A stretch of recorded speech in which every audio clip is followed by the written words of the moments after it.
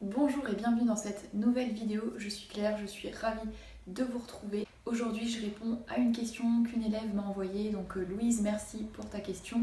Elle souhaitait savoir si le locataire peut s'opposer à un état des lieux de sortie au motif qu'il n'y a pas eu d'état des lieux d'entrée. Donc voici la réponse que j'ai envoyée à Louise et je souhaitais vous en faire profiter comme j'ai fait la recherche juridique. Donc dans un bail d'habitation loi de 89, la loi oblige à faire un état des lieux d'entrée et un état des lieux de sortie. C'est l'article 3-2 qui le demande et je vous mets le lien dans la description. Ici, bon, on ne sait pas pour quelle raison il n'y a pas eu d'état des lieux d'entrée, surtout que Louise me dit que l'appartement était dans un état impeccable lors de l'entrée. Donc la chance qu'elle a en tant que bailleur, c'est que la présomption du Code civil dit que l'appartement est réputé avoir été donné en bon état. Alors Louise me dit que l'état était parfait, donc bon là elle est protégée juste dans la mesure où c'est bon état. Après bon état ça veut tout et rien dire. Ça malheureusement quand il n'y a pas d'état des lieux d'entrée c'est le gros risque. Évidemment aujourd'hui le locataire, donc on est 5-6 ans après l'entrée dans les lieux, il a certainement peur que le dépôt de garantie soit retenu.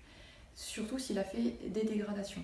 Donc il ne veut pas procéder à l'état des lieux de sortie avec Louise. Donc ce que j'ai demandé à Louise, c'est tout simplement ce que dit la loi, c'est-à-dire que si les parties, donc c'est-à-dire le locataire et le propriétaire ne peuvent pas s'entendre sur une date pour l'état des lieux de sortie, il faut contacter un huissier de justice. Pour cela, faites bien attention parce que comme ce cas est un petit peu litigieux et conflictuel, l'huissier de justice doit convoquer au moins 7 jours à l'avance le locataire sortant. Donc prévoyez assez large si c'est possible. Prévenez l'huissier de justice aussi dès que possible. Évidemment, je vous conseille de choisir un huissier de justice qui est proche du bien que vous mettez en location.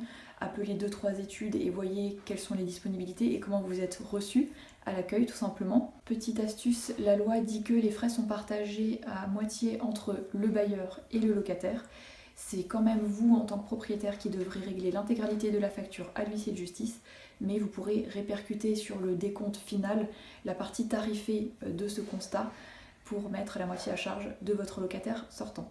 Voilà le type de questions auxquelles je réponds dans la formation Réussir sa mise en location. J'espère que vous avez apprécié le fait que je partage cela avec vous aujourd'hui. Et si vous souhaitez rejoindre une communauté d'investisseurs carrés et zen, je vous mets le lien dans la description. À bientôt!